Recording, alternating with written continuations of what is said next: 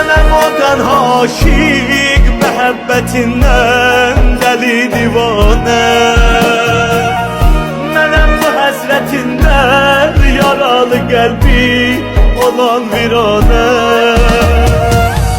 Gələk məhəbbətim gəl, daha mənə qalmasan biganə. Var ehtiyacım ey yar, o gözlərindən birer məğanə. Dünyada olduğumuz müddət olduqca qısadır.